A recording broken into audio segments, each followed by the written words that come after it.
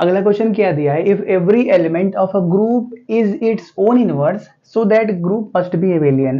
किसी भी ग्रुप का हर एलिमेंट अगर खुद के इनवर्स के साथ एग्जिस्ट कर रहा है तो वो ग्रुप एबेलियन ग्रुप है, ये प्रूफ करना है। ठीक है, ये बात क्लियर है, आराम से आप कर भी सकते हो अपने से, कोई दिक्कत नहीं। कोई भी एक ग्रुप जी मान लेंगे, उसके कुछ एलिमेंट मान लेंगे और एक बाइनरी ऑपरेशन मान लेंगे, एडिशन का या मल्टीप्लिकेशन का, आराम से एबेलियन की सभी प्रॉपर्टी को सेटिस्फाई करा सकते हैं। ठीक है, तो हम क्या करते हैं, वो स्टार्ट करते हैं। तो क्या बोलते हैं, let G be a non empty group. ठीक है, मतलब क्या, ऐसा कोई ग्रुप है जिसके अंदर कुछ एलिमेंट हैं। ठीक है, ऐसा नहीं बोल सकते कि जी बी ए इम्पटी ग्रुप। इम्पटी ग्रुप मतलब उसके अंदर कुछ एलिमेंट ही नहीं है। अगर कुछ एलिमेंट ही नहीं रह गया तो एबेलियन की सभी प्रॉपर्टी अप्लाई नहीं हो पाएगा। ठीक है, तो हम ऐसा बोल देंगे कि नॉन एम्प्टी ग्रुप है with the binary operation, with ने एंड लिखो। ठीक है, and the binary operation, binary operation is defined multiplicatively. ठीक है, इज डिफाइंड मल्टीप्लिकेटिवली। ठीक है, चलो, तो एबेलियन ग्रुप की पहली प्रॉपर्टी को सेटिस्फाई करते हैं, क्या होता है, क्लोजर प्रॉपर्टी। ठीक है, क्लोजर प्रॉपर्टी की बात करते हैं। तो क्या करते हैं, मान लेते हैं लेट ए और बी कोई दो एलिमेंट है जो क्या जी के अंदर से आते हैं। ठीक है, सच दैट अगर हम ए इंटू बी मल्टीप्लाई भी करते हैं तो वो भी जी के अंदर से आ रहा है, क्योंकि ए और बी जी के अंदर से आ रहे हैं तो उनका मल्टीप्लिकेशन भी जी के अंदर से आएगा।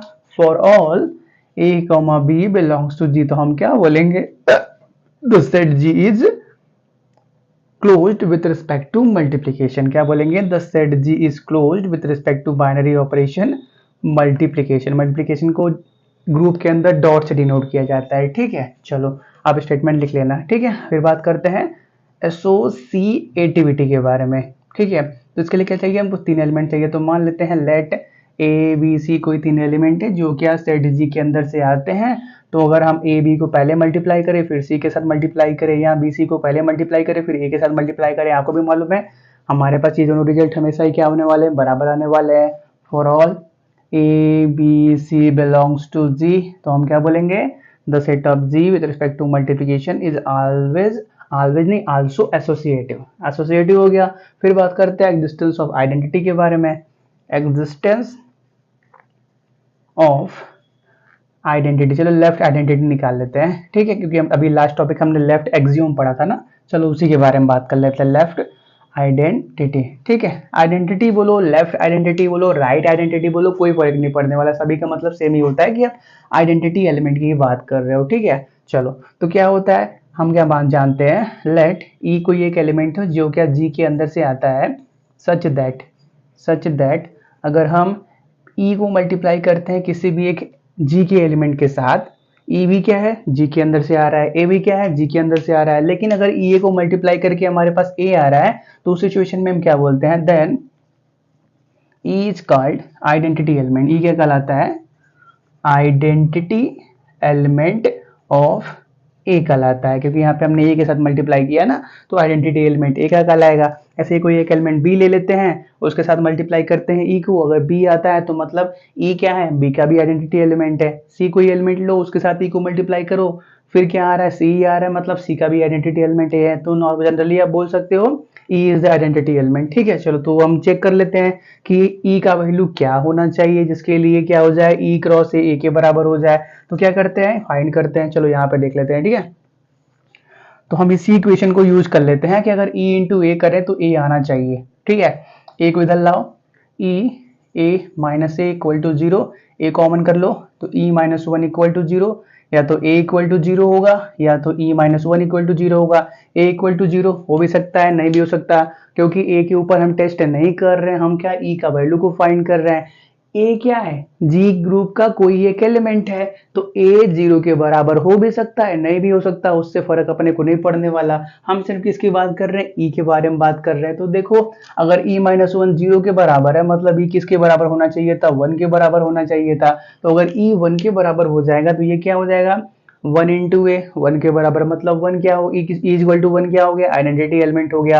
तो हम सिंपली क्या बोलेंगे, ये हमने सिर्फ चेक करने के लिए दिया था। ठीक है, इसको आप फेयर में मत कर देना। ठीक है, हम क्या बोलेंगे, is the hence E is the left identity, left identity, क्योंकि देखो क्वेश्चन में कोई भी आपको वैल्यू नहीं दे रखी है, इसलिए आप क्या करोगे, सिर्फ स्टेटमेंट के फॉर्म में उसको प्रूव करोगे। कोई भी एग्जांपल आप नहीं ले सकते, सिर्फ एबीसी के टर्म में ही आप प्रूव कर सकते हो। आप ई इज इक्वल टू 1 दिखा नहीं सकते, ठीक है। अगर दिखा दोगे तो अच्छी बात है, लेकिन एक जगह पे ये फ्लॉप हो जाएगा। कहाँ पे फ्लॉप हो जाएगा, जब ए का वैल्यू 0 हो जाता है। अगर ए का वैल्यू 0 हो जाएगा, ई का वैल्यू 1 लोगे तो फिर भी क्या मिलने वाला है, 0 ही मिलने वाला है। कोई दिक्कत नहीं है, फ्लॉप नहीं होगा, वहां पे भी सही है, ठीक है।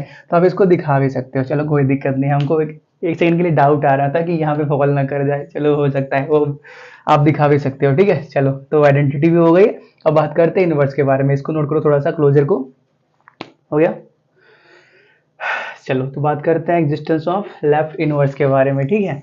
कुछ करना नहीं है, बस इसको स्टेटमेंट फॉर्म में, जैसा हम ग्रुप का स्टेटमेंट लिखते हैं उसी फॉर्म में इसको प्रूव कर देना है, ठीक है। चलो वो बस बोल क्या रहा है कि if every element of A group is its own inverse, her element group का अपने इनवर्स के साथ एग्जिस्ट करता है, वो आपको दिखाना है, ठीक है। अब बात करते हैं एग्जिस्टेंस ऑफ लेफ्ट इनवर्स के बारे में। चलो लेफ्ट इनवर्स हो गया।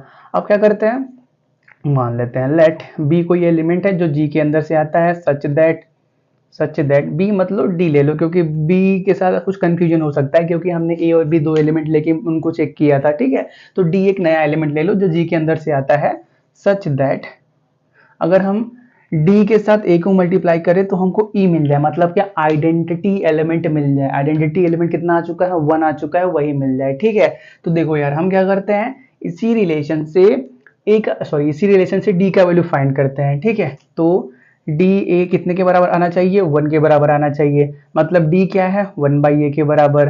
डी क्या है, 1 बाई ए के बराबर। तो हम क्या बोलेंगे, D is equal to 1 by A is the left inverse of A, left inverse of A, क्योंकि हम ए के ऊपर चेक कर रहे थे।